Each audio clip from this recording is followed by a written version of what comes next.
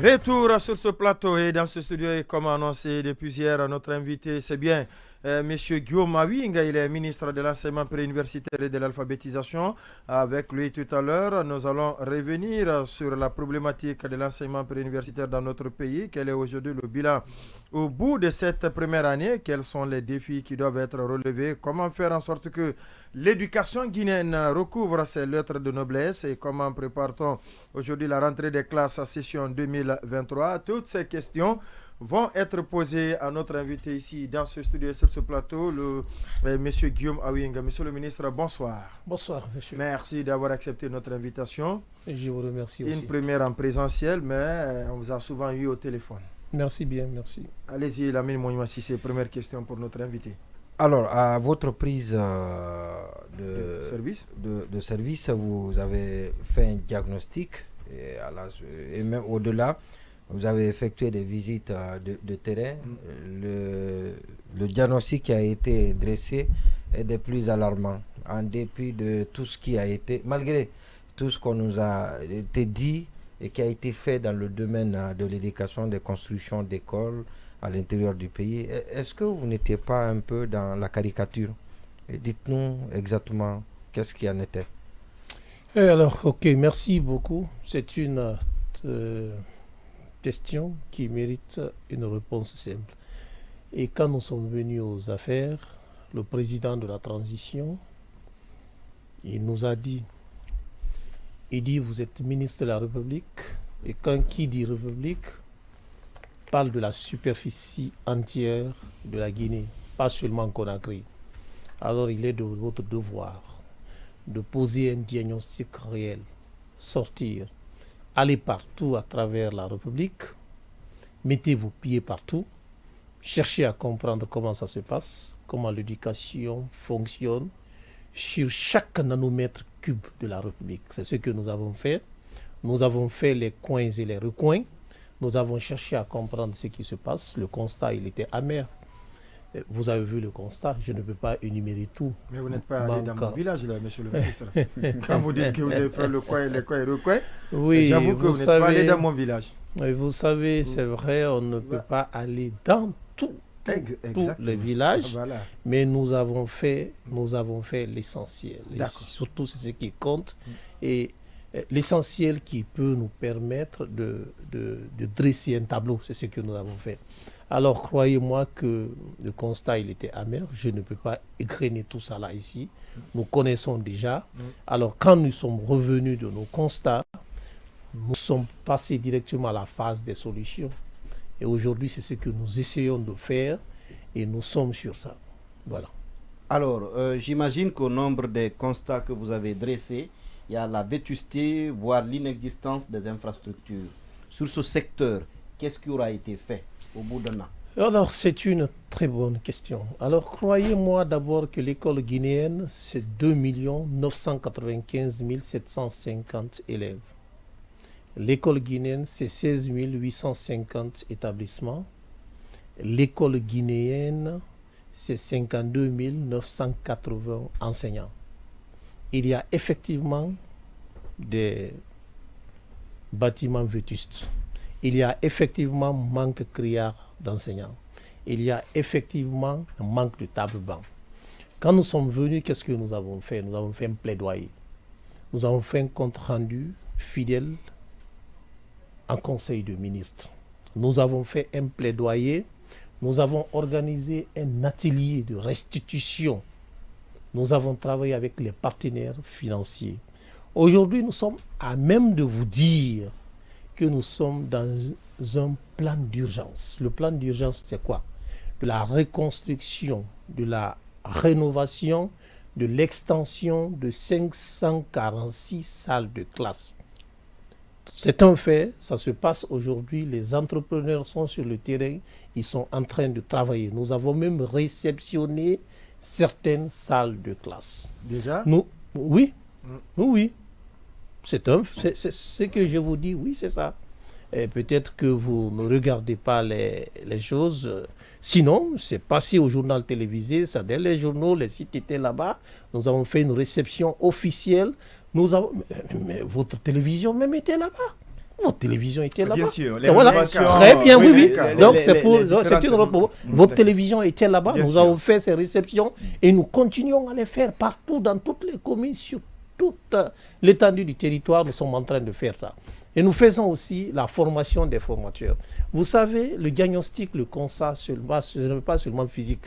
Ce n'est pas ce qu'on touche. Il y a aussi le diagnostic qui ne se voit pas, mais qui pèse. La formation des formateurs. La formation des formateurs ne signifie pas que les enseignants n'ont pas le niveau. Loin s'en faut. Tout homme, moi en tant que scientifique, en tant que chercheur, je sais que la connaissance est un processus de rectification continue. C'est quelque chose qu'on doit continuer à faire chaque fois. Voilà pourquoi chez nous, il y a une direction de la formation continue. Mais donc nous sommes par sur rapport ça. aux infrastructures d'abord, vous avez pris une décision, c'est de transformer les bâtiments privés, c'est de... Le rachat ou la... Oui, d'abord, non, pour un premier temps, la location des bâtiments privés pour abriter des écoles. Public. Et un deuxième temps, ce qui a été dit, le rachat de ces bâtiments. Ce qui n'est pas une première. Hein. Oui, au lieu de le faire, ce qui a été fait par le passé, qui n'a pas donné malheureusement des résultats escomptés, parce qu'on parle de surfacturation. Est-ce que vous n'avez... Oui, on parle de surfacturation. Oui, même Bano a dressé un diagnostic, un tableau sombre dans ce sens. Est-ce que vous n'allez pas passer à la construction au lieu de reprendre ce qui n'a pas marché par le passé? Bon, écoutez, je ne sais pas ce que vous appelez reprise. Est-ce qu'une seule fois, moi, j'ai dit que nous sommes en phase de rachat des écoles? Je vais essayer de vous expliquer. Quand je suis venu aux affaires, j'ai trouvé ça là-bas. Ce n'est pas moi qui ai construit ça, ce n'est pas moi qui ai fait ça. Je veux parler de quoi? Des écoles, la location des écoles. Depuis que je suis venu, nous n'avons jamais fait un projet de location d'école privée. D'école, non. Je ne l'ai jamais signé, je ne l'ai jamais fait. Depuis que je suis venu aux affaires, je n'ai jamais fait un projet de rachat d'école. Mais les prédécesseurs, ce projet-là existait déjà. Rachat des écoles et la location de certaines écoles. L'État est dans ça. Et rachat des écoles, je suis venu, je suis tombé sur une situation, comme vous l'avez dit, ce n'est pas caché, c'est un secret de polichinelle. Il y avait des surfacturations qui étaient, vous l'avez dit, le ministre qui m'a précédé, le ministre Hiro, vous avez dit qu'il a dressé un tableau ici, c'est vrai. Bano. Le montant était jusqu'à 300 milliards et quelques. Donc quand nous sommes venus de cette école, quand nous sommes venus... Quelle était la dimension de ces écoles? Oui, c'est ce que je vous dis. Pour cette école, les dimensions varient. Il y a des écoles de 20 salles de classe, de 15 salles de classe, ça dépend. Alors quand nous sommes venus, nous avons dit que ça c'est une surfacturation très élevée. Nous sommes revenus sur ces prix. Donc nous sommes dans ce processus de renégociation. Oui, de renégociation de ces prix parce que nous avons estimé que c'était très élevé, très élevé. Donc nous sommes dans ce processus de renégociation de ces prix. J'avoue très honnêtement que les fondateurs sont de bonne foi parce que nous continuons à travailler avec eux et Inch'Allah, il y aura l'issue favorable pour que finalement ces écoles puissent retomber dans le porte de l'État. Voilà. Oui, sans Soubari, avant d'aller à ça. Alors, vous disiez qu'aujourd'hui, dans le cadre de la rénovation, on peut disposer d'un peu plus de 500 classes. Je veux dire, par rapport au gap en termes d'infrastructure, que représentent ces 500 classes? C'est très important. Vous savez, je vous ai dit simplement que l'héritage était très lourd. On a l'impression que l'école n'existait pas, l'école guinéenne n'existait pas. On a l'impression que ceux qui nous ont précédés avaient oublié totalement c'est quoi l'école, c'est-à-dire c'est quoi la portée d'une école. Ils avaient totalement oublié la définition de Nelson Mandela. Si je ne me trompe pas de l'auteur qui disait que l'école est l'arme la plus puissante pour transformer le monde. Nous sommes allés, nous avons vu les 546, je peux vous dire, les 546, je ne vous dis pas que ça peut combler tout le trou. Ça peut, non, vous le dire, c'est mentir, mais ça va significativement améliorer les conditions d'accès des enfants aux établissements. Monsieur le ministre, le diagnostic aussi a révélé qu'il y a une pléthore d'enseignants à Conakry et nous apprenons que vous avez décidé de redéployer 2240 donc, cadres à l'intérieur du pays. Ceux de Conakry, il sera question de les envoyer à l'intérieur du pays ou bien dans d'autres écoles de Conakry. Comment ça va se passer le redéploiement? Bon, vous savez, d'abord, il faut noter, quand on est fonctionnaire, on accepte d'être fonctionnaire, pour toutes les localités de la République. C'est ça la vérité. On n'est pas fonctionnaire de Conakry, on n'est pas fonctionnaire de Zérékoré, on n'est pas fonctionnaire de tel ou tel lieu. Tu acceptes qu'on t'envoie où il y a besoin. Il faut que cela soit clair pour tout le monde. Aujourd'hui, les statistiques des résultats révèlent... Il faut jouer sur les primes d'encouragement pour amener les gens à l'intérieur du pays, comme ce fut le cas avant votre arrivée. Acceptez que j'arrive au bout de mes idées. Aujourd'hui, les résultats, les statistiques prouvent. Il y avait 503 000 candidats qui ont composé. 76 000 admis. Les 3 examens, bien sûr. 76 000 admis. Les 76 000, 52 000 sont de Conakry, seulement 24 000 à l'intérieur du pays. C'est pour dire que le manque d'enseignants à l'intérieur du pays a pesé. Il y a eu beaucoup de choses qui ont pesé. D'enseignants et d'écoles aussi. Tout, c'est ce que je dis, tout. Sur ce, il faut accepter alors de revoir dans la maison. Qu'est-ce que j'appelle revoir dans la maison? Aujourd'hui, nous avons des enseignants. Si vous nous suivez, nous avons procédé à la suppression provisoire de certains postes. Nous ne disons notamment pas, les conseils on n'a pas dit, voilà, les suspensions. Mais là, dans ce cas aussi, monsieur le ministre, on se demande comment est-ce que l'administration dans les écoles va fonctionner. J'arrive. Quand je dis la suspension provisoire, ça veut dire quoi? Que c'est provisoire. C'est temporaire. C'est temporaire, ça va revenir. C'est de chercher à comprendre exactement. Nous avons des enseignants qui étaient recrutés en tant qu'enseignants. N'oubliez pas que l'éducation était devenue une porte d'entrée pour plusieurs personnes. Ils étaient recrutés comme des enseignants. Non, j'arrive. Voilà. Ils étaient, mais c'est ce que nous cherchons à réparer maintenant, effectivement. Ils étaient engagés comme des enseignants. Ils sont venus là. Alors d'autres, les relations qu'ils avaient avec ceux qui étaient là à l'époque, ils sont dans les écoles là-bas comme des bibliothécaires. Vous pouvez voir une position administrative occupée par plus de 4 personnes. Le même poste, 3 personnes, 4 personnes. Quand j'ai vu ça, j'ai dit c'est une saignée financière pour l'État. Il faut revoir cette situation. Pour un début, nous nous sommes dit qu'il faut suspendre. Nous avons suspendu. Nous avons fait l'état des lieux et nous sommes retrouvés avec plus de 3 750 personnes à redéployer. Mais ils ne sont pas tous redéployables. Il faut être clair. Il y en a qui sont malades, il y en a qui sont vieux, il y en a qui ne sont pas formables. Mais il y en a aussi qui sont formables, qui sont bien, qui sont enseignants de souche, mais qui refusent de partir à l'école, qui donnent des cours dans les écoles privées. Donc moi je dis ce n'est pas normal. S'ils sont là, ils sont payés, ils doivent reprendre les classes. Donc quand on a décanté dans le corps de 3000 et quelques, nous nous sommes retrouvés avec 2440 aujourd'hui, redéployables, consommables, qui pourraient servir dans une classe à l'intérieur du pays ou ici à Conakry. Donc aujourd'hui, nous avons ça sous la main. Nous sommes en train de faire, parce qu'un travail de redéploiement, il ne faut pas envoyer aussi pour envoyer. Il faut connaître les problématiques, les problèmes, le besoin dans les différentes villes, les matières à enseigner. Les matières à enseigner. Donc, nous avons ça sous la main, je finis. Et nous sommes en train de redéployer les mesures d'incitation, justement. Les mesures, vous savez, je ne m'octroie pas ce taquet. Les mesures d'incitation existent depuis bien avant que moi je ne sois ministre. Et cela s'élève de fois jusqu'à 5 millions pour votre information. Les mesures d'incitation existent. Et cela, mesures d'incitation, c'est ce que j'ai dit, accompagner, si vous comprenez. Donc aujourd'hui, mais malgré ça, d'autres refusent de rejoindre l'intérieur du pays. Il faut que cela soit clair. Quand on est fonctionnaire, on n'est pas fonctionnaire pour Conakry, on n'est pas fonctionnaire pour l'Abéziré. Non, on est fonctionnaire pour toutes les localités de la République. Voilà. D'accord, oui. Allez-y. Monsieur le ministre, toujours dans le diagnostic, quel est le diagnostic dans le secteur de l'alphabétisation en 2022? Quel est le taux d'alphabétisation en Guinée?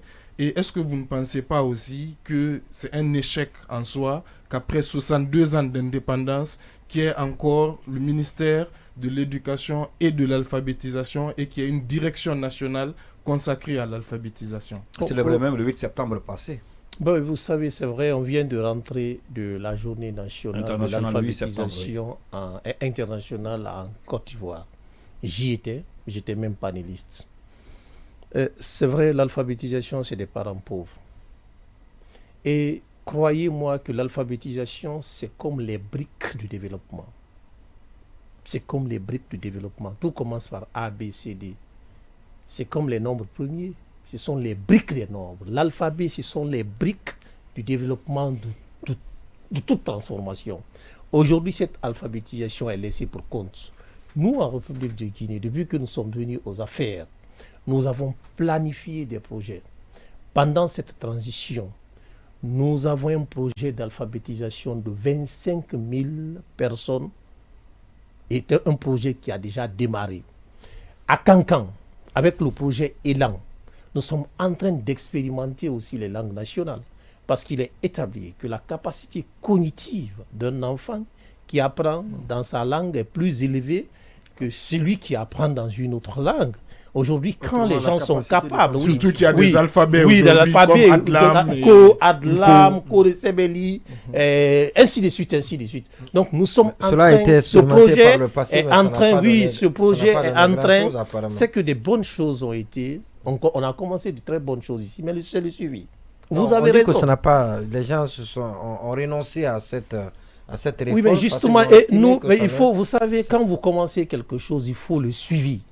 Il faut montrer la quintessence. Il faut prouver aux uns et aux autres que ça a une portée, que cela doit aboutir à quelque chose. C'est ce que nous faisons aujourd'hui. Oui, mais ça dépend aussi de la place qu'on accorde. Vous pouvez avoir la volonté, mais si le gouvernement n'en fait pas une priorité, voilà, ça ne suffit pas et vous pouvez vous retrouver bloqué dans l'exécution. Justement, vous savez, excusez-moi, il faut que nous soyons clairs.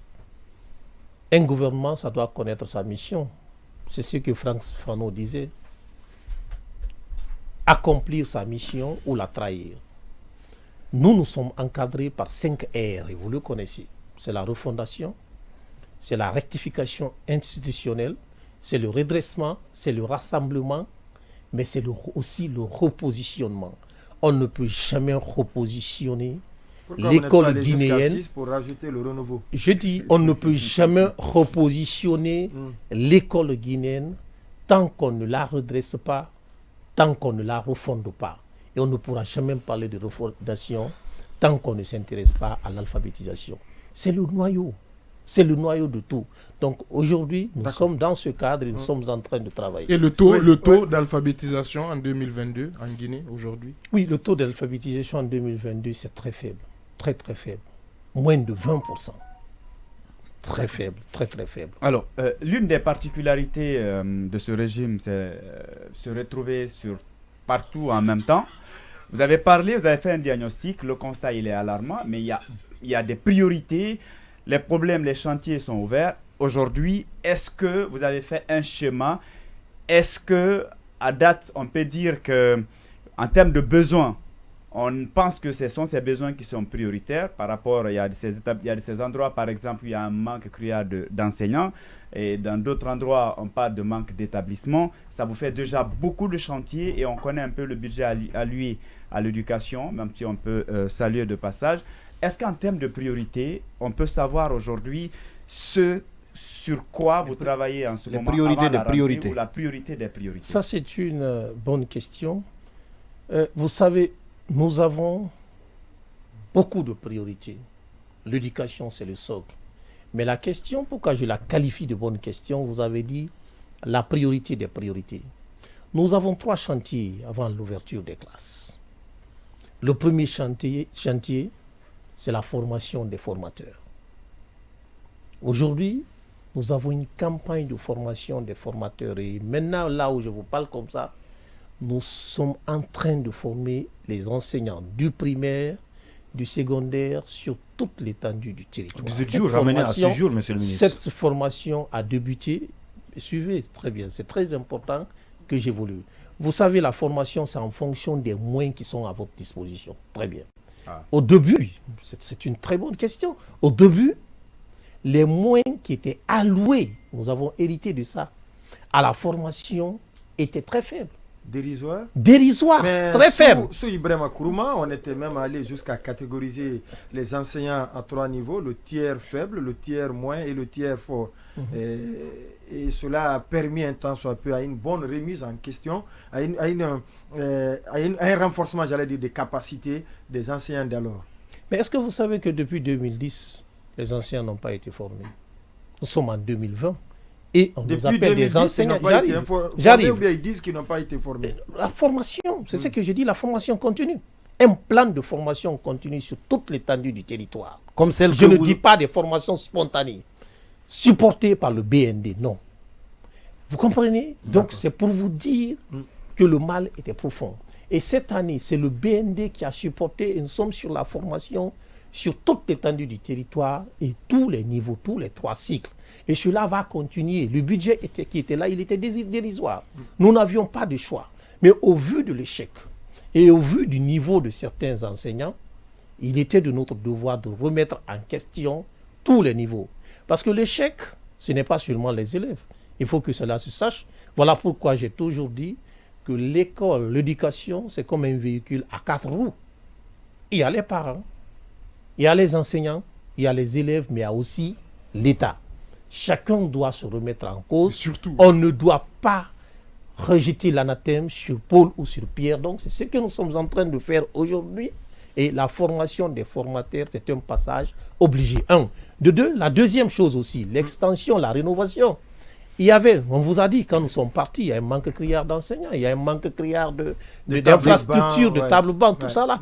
Donc, avec le SINES, le Service national d'infrastructure et équipement scolaire, nous sommes sur ça.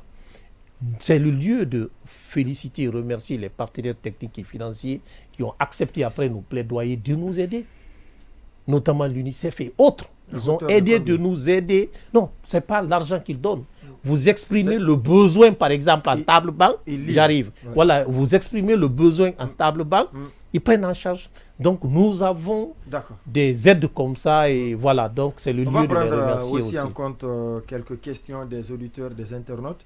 Il y a cette question qui vient juste de nous parvenir. Les fondateurs des écoles privées qui ne veulent pas se plier à vos décisions, monsieur le ministre, concernant les frais d'inscription et réinscription.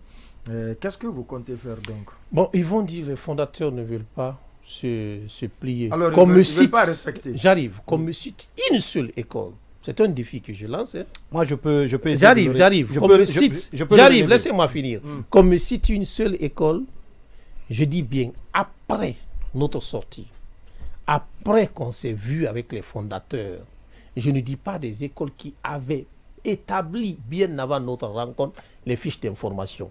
Mais ça, c'est quasiment, j'arrive. Suivez, j'arrive. Est-ce que je peux finir? Est-ce qu'on avait établi? Si vous ne me laissez pas finir, vous ne pouvez pas comprendre là où je veux venir. Oui, allez-y. Si vous ne m'écoutez pas, si vous m'écoutez, là, vous allez accepter. Très bien, très bien. C'est pas votre je dis bien. Donc, souffrez d'écouter. Presque les fondateurs ont dit même. Aussi. Voilà. On est tous des parents d'élèves. Les fondateurs ont dit même. Non, que c'est une décision. Je voudrais que vous commenciez là où vous étiez. Oui, mais c'est ce que je dis, ça revient à la même chose. Oui. Allez-y. Nous nous sommes dit qu'il fallait rencontrer d'abord les fondateurs pour plafonner l'inscription et la réinscription. Vous savez, le plafonnement, c'est quoi le plafonnement? Beaucoup mélangé. On ne peut jamais intégrer la notion de plafonnement sans intégrer la notion d'intervalle. L'intervalle a deux bornes, la borne inférieure et la borne supérieure. La borne inférieure, c'est 0 francs. Croyez-moi qu'il y a des écoles qui ne payent rien. Il y a des écoles qui payent 0 francs comme inscription et réinscription. Donc ces écoles restent là. Il y en a 20 000, il y en a 30 000, il y en a 40 000. Chacun reste là où il était. Il y en a aussi qui font payer les parents à 2 millions. Croyez-moi. 2 millions, ça existe. En conférence de presse, votre télé était là. J'ai exhibé deux fiches de notes, 2 fiches d'inscription. La première fiche, c'était 2 millions l'inscription et 1 500 000 réinscription. C'est pourquoi j'ai dit d'accepter de m'écouter. Je vais aller jusqu'au bout. Après qu'on ait fixé, ils sont descendus automatiquement à 1 500 000, je m'excuse, à 150 000 et à 100 000. ces fiches-là existent. Il y a beaucoup d'écoles qui avaient déjà établi, mais automatiquement, il y a les missionnaires sur le terrain, on vérifie partout, les écoles ont accepté. Alors, s'il y a une école dans cette salle qui continue à faire, saisissez-nous et le lendemain, vous verrez que ces écoles ne font pas. Nous avons nos services déconcentrés partout qui surveillent. Nous avons dit que nous resterons indéboulonnables sur notre position. Les fondateurs ont été associés, permettez-moi. Ils ont été associés à la négociation. Nous n'avons pas imposé aux fondateurs. Ils ont accepté. Et le mot plafonnement, ce mot est venu même de leur bouche. Et ce mot est venu de leur bouche. Il va falloir que vous les rencontriez. Aujourd'hui, je vous dis, il y a une autre rencontre. je vous dis, il y a une autre réunion qui a été tenue par certains, par des fondateurs d'écoles qui disent, oui, allez-y. Au-delà de ça, il y a une école dit, tout à côté, on les a informés. la Roseraie, où même actuellement, les gens payent autour de 500 000. Aujourd'hui, j'en ai la preuve, on a envoyé des équipes sur place. Ils continuent à faire payer le montant 500 000. Roseraie, c'est quelle école, c'est dans quelle commune? À Nongo ici. Bon, il y a un détail aussi. Il y a un détail aussi. Allez-y, oui. Il y a un détail, très important. Oui. Je vais lui poser la question. Les écoles à régime. C'est à régime, voilà. Français ou guide, c'est important aussi. C'est très important. D'ailleurs, le communiqué de le président. D'ailleurs, aussi c'est important. D'ailleurs, j'allais évoquer. Non, je vais compléter les éléments. Parce que l'école en question, selon mes informations, a fait reprendre les classes, mais refuse de faire arborer l'uniforme aux enfants pour ne pas que ce soit perçu comme étant une reprise. Et ça veut dire que les gens veulent cacher qu'ils font reprendre l'école par les enfants. Et s'ils le font cacher, ça veut dire qu'ils craignent que vous découvriez qu'ils sont en train de faire ça. J'ai pas compris. Faire reprendre, c'est-à-dire... Il y a des écoles qui ont déjà commencé. C'est-à-dire, en catimini, on rouvre ne fait pas porter les tenues scolaires. Voilà. On a l'impression que c'est des groupes de révision dans les écoles, mais les cours ont véritablement repris. Ça existe sur le terrain. Maintenant, donc, votre mesure, c'est des écoles au régime guinéen ou bien toutes les écoles privées installées sur le territoire? Vous savez, la Guinée est un pays ouvert. Nous ne pouvons pas fonctionner à vase clos.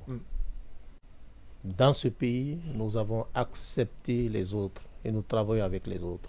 Il y a des écoles qui n'ont pas notre programme. Il y a des écoles qui ne font pas notre examen. Ils font l'examen des autres pays, ils ouvrent ensemble, ils ferment ensemble. Nous ne sommes pas fermés à ces écoles, mais nous avons réglementé.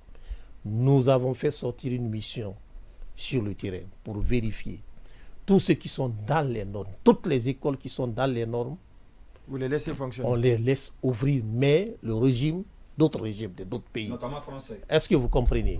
Ça, c'est accepté partout et nous avons digéré ça. Mais tous ceux qui ont le régime guinéen, sauf par erreur, ils peuvent se cacher. Vous savez, il y en a aussi comme il mais dit. comment vous réussissez à faire cette part? Non, mais il y a les documents. Voilà, au niveau des écoles. Il y a les documents quand même. Quand tu as un régime français ou ailleurs, il y a les documents qui attestent. Ils ont fait le tour. Ils ont fait le tour. Et effectivement, croyez-nous qu'il y a des écoles qui n'étaient pas dans les normes. Nous leur avons dit, vous ne pouvez pas ouvrir en attendant de régulariser votre situation. Mais toutes celles qui étaient dans les normes ont repris. Et je dis le régime, ceux qui ont le régime de notre pays, ainsi de suite. Et je dis bien que la Guinée est un pays ouvert. C'est des choses que nous ne pouvons pas interdire dans notre pays. On dit que les écoles Molassi aussi, c'est entre 500 et 600 000. L'inscription et la réinscription. Nous allons vérifier ça. Je dis bien. Mais la rencontre en question avec les fondateurs. Une clarification. Une clarification. D'accord. Après, je vous donne la parole et puis je voulais savoir le sujet suivant. Le plafonnement des frais d'inscription. Du coup, les écoles qui sont à régime français sont exemptées, c'est ça? Le plafonnement des frais d'inscription. Ça touche à tous les régimes. Vous parliez d'ouverture. Non, le plafonnement, ça touche à tout. C'est ce que nous avons dit. Le plafonnement, nous n'avons pas fait d'exception. C'est 1,5 million les frais d'inscription. Où ça? École Bakan. Les frais d'inscription. Oui. Nous allons vérifier. Vous savez, c'est tout près aussi à Nongo ici. Naturellement, il faudra... Avec les fondateurs des écoles très privées. rapidement, on va on a beaucoup quand on échange avec certains d'entre eux, on nous précise que c'était une rencontre d'information et que à la base, il n'y a pas eu de discussion formelle sur justement ces différents prix annoncés par le département. Est-ce que vous confirmez cette information? Je vous dis, bon, comprenez aussi, les pensées primaires de l'homme sont d'ordre égoïste. L'homme pense à son moi-même. Hein. Ouais. Et croyez-moi que c'était 3 rencontres. Ils ont fait 3 rencontres avec mes services. 3 rencontres d'information. Des discussions ont été faites. Nous avons fixé un prix. Et nous étions en bas. Ce sont eux qui ont parlé de plafonnement. On avait notre prix. Nous avons discuté et comme nous sommes dans un pays, nous ne voudrions pas leur imposer quelque chose. Nous avons travaillé comme ça et nous sommes tombés d'accord sur un plafonnement. C'est un consensus et croyez-nous, je vais vous dire ici, quand on se rend compte qu'une école fait payer plus de 150 000 comme inscription et 100 000 comme réinscription, nous allons sévir. D'accord. Et il y en a pourtant, il y en a. Oui, Alors, l'autre sujet. Voilà, les examens, qu'on me permette, il y a un sujet qui a polarisé bien l'attention, c'est Oui, on me dit la que les nomination qui écoles intervient. Molassi, la réinscription c'est 300 000. Alors, je dis, il y a un sujet qui a polarisé bien l'attention, c'est une nomination à la DC de Ratouma, avant de parler des examens. Il y a l'inspecteur qui avait remplacé M. Moussa Doukouré par Tafsir pour abandon de service. Et vous avez rapporté la décision et vous avez nommé un certain Gono Traoré. Est-ce qu'il n'y a pas conflit de compétences à ce niveau? Ça se dit. Ça, c'est la première question, permettez-moi. Maintenant, pour les examens ont été ce qu'ils ont été, largement commentés, avec un taux d'échec très élevé. Premièrement, est-ce que vous êtes fier de ces résultats, Monsieur le ministre? Et deuxièmement, dans la même logique, à Kaloum, on a constaté avec des examens tolérance 0 que plus de 1017 élèves admis avaient 10 de moyenne. Alors, comment cela est-il arrivé malgré tout le système que vous avez mis en place pour empêcher la fraude? Très bien. Je vais répondre à la première question. Ouais, je ne sais pas si c'est nécessaire de commenter une nomination qui est du pouvoir discrétionnaire du ministre.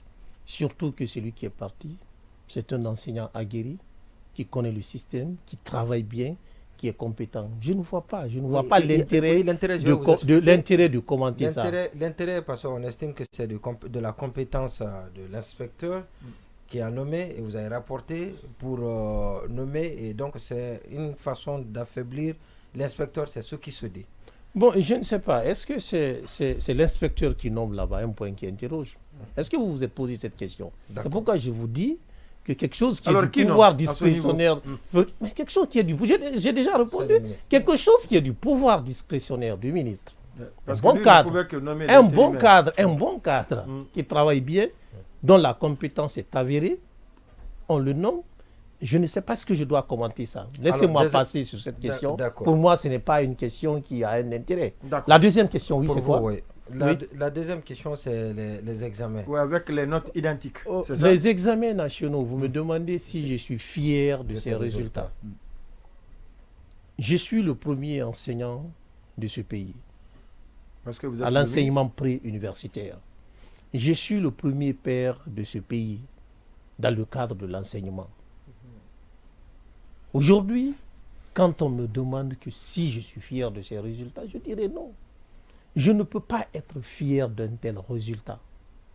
J'aurais souhaité qu'il y ait 100%, je dis bien, j'aurais souhaité qu'il y ait 100% dans toutes les options et pour tous les examens nationaux. Mais nous avons une mission. Est-ce que nous devons continuer à faire comme ce qui était dans le passé? Pourquoi la refondation? Pourquoi la rectification institutionnelle si on doit continuer avec les mêmes pratiques? Qu'est-ce que nous avons fait? Une fois, quand je n'étais pas aux affaires, j'étais invité quelque part dans une radio. J'avais dit ceci. Je dis, si j'étais ministre, parce qu'à l'époque, n'oubliez pas que j'ai bourlingué dans ce système. Je ne connais pas à part toutes les étapes de ce système. Je n'ai connu que ça depuis quand j'étais élève, j'enseignais. Je n'ai connu que ça quand j'étais à l'université. Tout mon temps, je n'ai fait que dans ça. Je sais ce qui se passe. J'ai géré les étapes de toutes les étapes. Alors, Fervent professeur de mathématiques. chaque année, plusieurs années, personne ne pourra dire le contraire. Il y a eu des fuites de sujets. Moi, ça me dérangeait, ça me faisait mal. Quand tu travailles avec les élèves, un élève qui a passé toute l'année à travailler dur, et qu'avec les fuites de sujets, croyez-moi que n'importe qui peut se retrouver premier. Ça me dérangeait, ça me faisait mal. Une fois, j'ai dit dans une des radios, j'ai dit si j'étais ministre, j'allais revenir sur l'examen de cette année. Ça, c'était en 2020. Avec Bano, professeur Bano. 21, oui. L'année, l'examen surpassé. L'examen qui vous a précédé. Oui, qui m'a précédé. Je l'ai dit en connaissance de cause, parce que toutes les preuves étaient établies. Ok. Les fuites étaient là. J'ai dit si j'étais ministre. Alors quand je suis devenu ministre, j'ai dit les gens m'ont écouté et les gens m'attendent. Qu'est-ce que je dois faire pour ne pas qu'il y ait fuite de sujet? Ce que nous avons fait. Le président de la transition, le chef de l'État, a investi des moyens, il a mis des moyens à notre disposition. Nous nous sommes rendus hors du pays. C'est lui ou c'est le gouvernement? J'arrive. D'accord. Nous nous sommes rendus hors du pays. Nous sommes allés pour chercher à comprendre comment ça marche chez les autres. C'était une mission, s'il vous plaît, c'était une mission présidentielle. C'était une mission présidentielle. Le président de la transition peut décider d'une mission. C'est ce qui est arrivé. L'éducation, son inquiétude pour l'éducation, son dévouement pour l'éducation, nous sommes sortis pour chercher à comprendre comment ça se passe ailleurs. Une priorité présidentielle. Parce que oui, c'est une priorité aussi présidentielle. Nous sommes allés pour chercher à comprendre comment ça se passe. Nous sommes revenus, nous avons expérimenté ce que nous avons trouvé ailleurs. Quand nous avons interné les gens durant 45 jours, sans téléphone, ni rien, coupé de tout ce qui était associé au pré-choix, au choix des sujets, jusqu'au cheminement, les gens ont dit, mais monsieur, vous êtes devenu fou, vous n'allez jamais réussir, vous allez organiser ici les examens les plus bâclés de l'histoire. Cela avait été dit ici. Beaucoup ne croyaient pas, mais après plus de 20 ans, personne ne me dira le contraire. C'était une première fois que nous réussissons à organiser les examens sans fuite de sujet. Je confirme. Voilà. Sans fuite de sujet. C'était la première fois d'organiser les examens sans fuite de sujet. Alors, pour répondre à votre... que nous n'avons pas été durs, donc nous ne sommes pas fiers, mais nous avons simplement respecté. Les enseignants ont géré. C'est le lieu de les remercier. Chacun a normalement fait son travail comme cela se devait. Nous avons mis l'intérêt au-dessus de tout, l'intérêt de la nation. Après, l'autre question, vous avez dit qu'il y avait des notes similaires. Vous savez ce que je déplore dans cette situation? Non. Personne ne nous a saisis. Je n'ai vu aucune note. Personne ne nous a saisis. Tout comme vous, nous avons vu ça sur les réseaux sociaux. Alors, si vous êtes partenaire à une structure, vous travaillez ensemble, vous constatez des choses, il vous revient de les écrire, de les saisir. Oui, non, mais est-ce que le ministère aurait dû attendre qu'il soit saisi, vu que vous avez vu ça sur les réseaux sociaux et que ça interpelle? Écoutez, je vais vous expliquer. D'accord. Je ne dis pas que je suis contre que ça soit sur les réseaux sociaux. Mais la voie administrative voudrait, pareil, vous et moi, on est partenaires par exemple. D'accord? Je vois quelque chose, votre porte est ouverte. Mais j'écris, je vous saisis officiellement. L'administration obéit à certains standards connus de tout le monde. Oui, c'est comme ça que c'est établi. Malgré que nous avons, nous avons vu sur les réseaux sociaux, nous avons mené nos enquêtes. Et nous continuons à mener nos enquêtes. Nous ne sommes pas limités là. Je suis en train de vous déplorer la forme. Nous avons mené nos enquêtes, nous sommes en train de mener nos enquêtes jusqu'au bout. Et nous sommes dans les enquêtes et au finish, quand nous aurons les preuves établies, vous aurez la suite. Et pourquoi l'administration on va progresser. Alors, il y a des questions. Cependant que les enquêtes continuent. Donc, c'est des mesures conservatoires que vous avez prises contre l'inspectrice. Vous savez, si vous avez remarqué, quand nous étions à l'intérieur du pays, nous avons été saisis qu'il y a eu des détournements de documents dans la commune de Matoto. Nous avons mené des enquêtes Et chaque fois, nous menons des enquêtes. Nous avons une preuve, nous agissons. Donc, à chaque fois que vous voyez une sanction, c'est parce que les preuves sont... Mais nous continuons. Il faut établir toutes les preuves. Et je vais ajouter quelque chose, c'est très important. Allez-y, oui. C'est parce que nous avons accepté cette année de mettre toutes les notes sur la place publique. Tous les élèves, que tu es témoin, c'était une première fois en Guinée, ça ne s'est jamais passé. Les gens ont dit, mais, j'arrive, laissez-moi venir. Laissez-moi venir. Laissez-moi continuer. L'élève a même la possibilité de contester. C'est ce que je dis.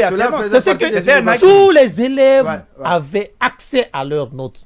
Et nous leur avons dit... Mais c'est une dynamique que vous avez trouvée. Oui. Vous n'avez fait que parachever. Non, mais écoutez. Allez-y. Non, écoutez. Allez-y. Je dis non.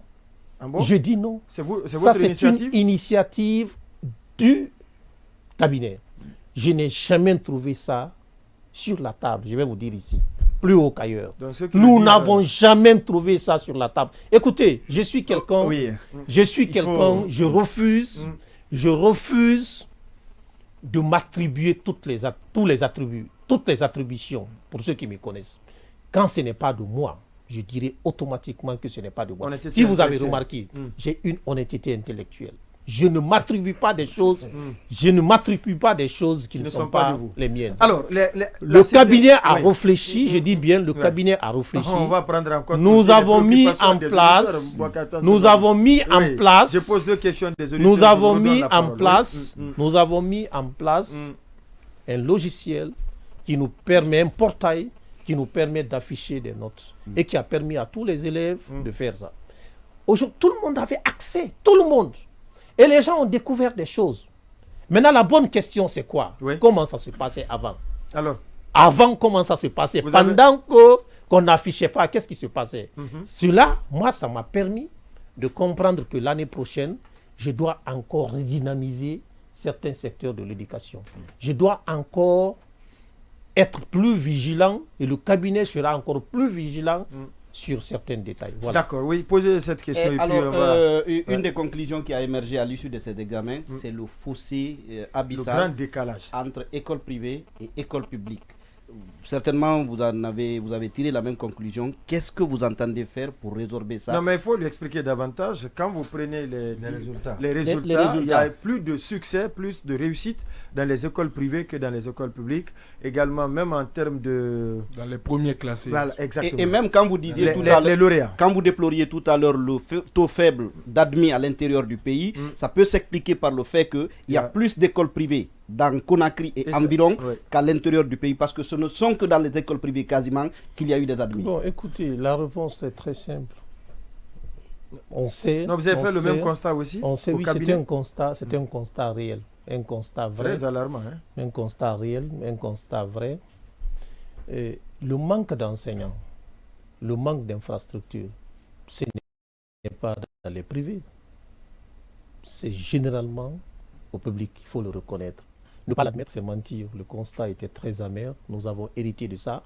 Mais nous sommes en train de solutionner ça. Voilà pourquoi je ne veux pas parler souvent du constat. Oui, mais alors la situation des contractuels. Est-ce que ça se pose? Puisque vous parlez, si vous permettez. Voilà. Oui, la situation des enseignants contractuels. Puisque vous parlez du manque d'enseignants, vous exprimez un besoin de 20 000 enseignants à recruter, alors qu'ils sont aux alentours de 10 000. Quel est leur cas aujourd'hui, ces enseignants contractuels, dont un premier groupe a été recruté après cette grève célèbre lancée par Aboubakar Souma? Bon, écoutez, je ne sais pas d'où vous prenez ce chiffre, ces statistiques, quand vous dites qu'ils sont aux alentours de 10 000. Ils sont donc au nombre de combien? Ah, très bien, ça c'est une très bonne question. Je suis d'accord avec vous qu'il y a un manque criard d'enseignants. De 19 915, quand nous sommes allés, nous avons constaté les données étaient là. Les enseignants contractuels, ils sont très nombreux. Nous ne pouvons pas vous dire avec un chiffre exact quel est le nombre d'enseignants contractuels. Parce qu'il y a aussi les contractuels communautaires qui relèvent de la communauté. Vous comprenez? Sous Souma, quand il y avait la grève, 8 000 enseignants contractuels avaient été recrutés par le ministre d'alors pour travailler. Ils ont travaillé. Mais après un moment donné, il n'y avait plus de contrat entre ces enseignants et l'État. Au jour d'aujourd'hui, ce contrat n'existe pas, personne ne peut établir ce contrat. Mais ce qu'il faut reconnaître, Sur la base de quoi ils ont été recrutés? Ce qu'il faut retenir, c'est quoi? Je vais vous dire. Personne ne peut démentir, personne ne peut nier qu'ils ont servi l'école guinéenne. Mais je vais vous dire aussi quelque chose, c'est très important. Avant que ces gens-là ne viennent, d'autres étaient sur le terrain et travaillaient. Après, oui, après eux, d'autres aussi travaillaient. Bon, vous, le nombre que vous connaissez, c'est ça. Mais avant eux, d'autres étaient sur le terrain et travaillaient. Après eux, il y en a aussi qui étaient sur le terrain. Aujourd'hui, nous avons un manque criard d'enseignants. Mais à la fonction publique, la seule voie pour être fonctionnaire, c'est par la voie du concours. Ça, c'est établi, ce n'est pas nous qui avons établi ça. Nous sommes en train de nous battre. Nous sommes en train de nous battre. Le gouvernement est en train de se battre. Comment sceller un contrat? Parce qu'aujourd'hui, croyez-moi qu'il n'y a aucun document, ce que je dis, il n'y a aucun document entre l'État et les contractuels. Aucun document n'existe. Est-ce que vous comprenez? Ça aussi, nous avons hérité de cette situation. Donc, nous sommes en train de nous battre. Comment sceller un contrat entre l'éducation et certains enseignants, oui, ces enseignants contractuels, parce que les dernières négociations, c'était ça. Parce que les dernières négociations, c'était ça, ce n'est pas de moi. C'est écrit que s'il y aura recrutement, cela se fera entre eux. Entre leur eux. Ouais, oui, c'est ce qui, oui, c'est ce que les conventions disaient. Et vous allez respecter cela? C'est ce que je vous dis. Quand il y aura un recrutement, quand nous devons, ce sont les clauses, c'est écrit, c'est signé. Vous vous engagez à respecter? Le ministère de la fonction publique était là, le budget était là, l'éducation était là, les contractuels étaient là. Quand quelque chose est écrit, signé, vous voulez qu'on revienne sur ça? Non, vous allez respecter? Oui. C'est ce que le cas, rapidement ma question. Rapidement ma question. Alors, Alola, il y a eu sciences expérimentales, 173 inscrits, 173 admis. Ça, c'était de passage. Mais là, quelle est la situation, monsieur le ministre, de la Miss Mathématiques qui a été retournée de son voyage pour les États-Unis? Est-ce qu'elle a été rétablie dans cette voie? Je vais revenir à votre question. La seule précision que je voulais faire, qui doit être très important, les enseignants dits contractuels en situation de classe. C'est très important. Donc tous ne sont pas en situation de classe. En situation de classe. Nous-mêmes, nous jetons la pierre sur l'école guinéenne. On dit les gens viennent, il faut recruter ceux qui sont en situation de classe, qui sont aptes, qui sont compétents, qui pourront aider l'éducation guinéenne. Alors, le problème de la Miss mathématiques. Vous savez, pour une première fois en Guinée, il faut remercier le gouvernement, il faut remercier le président de la transition. Nous avons institutionnalisé la Semaine nationale du mérite scolaire. Des élèves ont composé, venant de partout, tous les 4 coins de la Guinée.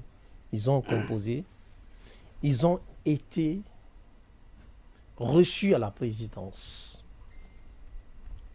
Ils ont bénéficié de beaucoup de choses, des ordinateurs, de l'argent, de beaucoup de choses. Une ONG américaine a octroyé un voyage au meilleur. Vous comprenez?